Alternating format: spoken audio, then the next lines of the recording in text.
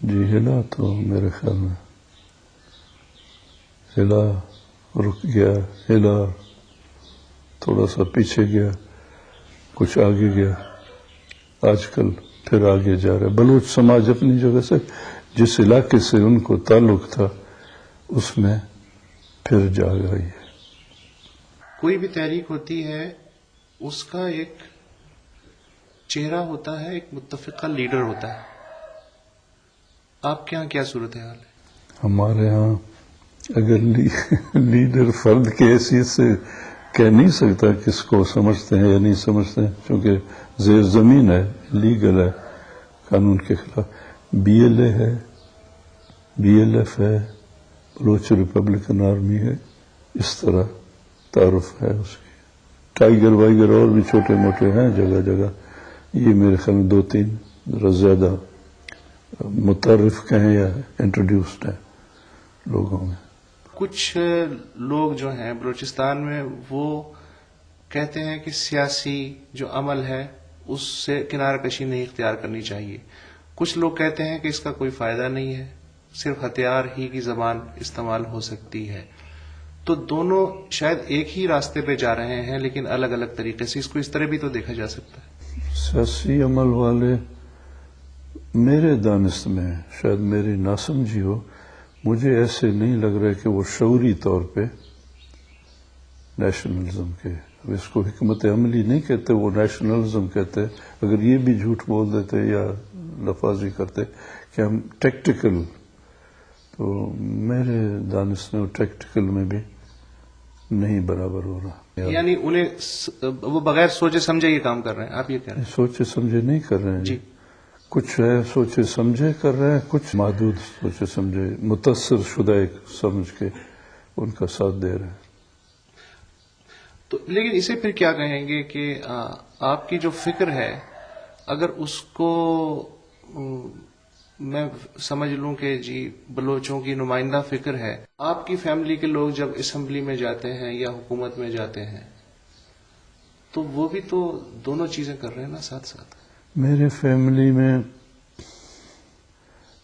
میرا بڑا بیٹا گیا ہے جی، پھر نمبر 2 گیا ہے، خیر بیار اور بالاچ میرے خیال میں پاکستانی سیاست سے متاثر نہیں تھے اتنے جیسے 2 بڑے بیٹے تھے۔ تو انہوں نے ایک مشترکہ فکر نسبت، بڑا بیٹا جو ہے وہ تو اپنے مرضی کے راہ پہ گیا، دوسرا غزین جس کا نام ہے وہ ادھورا ملا جلا۔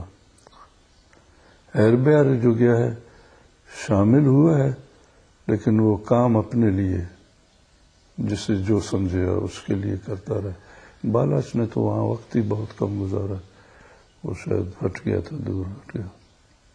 تو یہ جس نظر سے کوئی دیکھے غلط نہیں ہے۔ آپ کی فکر جو ہے اس سے آپ کے صاحبزادے پوری طرح متاثر نہیں لگتے، اس کا مطلب تو یہ ہوا آپ کی جو اپنی فکر ہے۔ میرا بڑا بیٹا شاید یہ کہنا صحیح ہو، جی، دوسرا جو ہے آج کل وہ مجھے لگتا ہے کہ زیادہ بلوچیت کی طرف، حالانکہ عملاً کچھ نظر آ رہا ہے یا نہیں، اب اس کی جو باتیں ہیں، جو کرتا ہے لوگوں کے ساتھ، یہ عمل ہے، اس کو اقتدار بھی، پیسہ بھی، عہدے بھی، آج کل وہ انکاری ہے، جواب دیتا ہے، بلکہ بات چڑ کے کرتا ہے شاید۔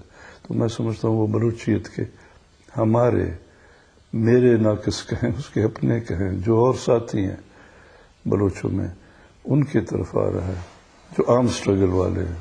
تو اس سے یہ تصویر بنتی ہے پچھلے کم از کم جب سے بلوچستان صوبہ بنا ہے 1 یونٹ ٹوٹنے کے بعد، کہ جب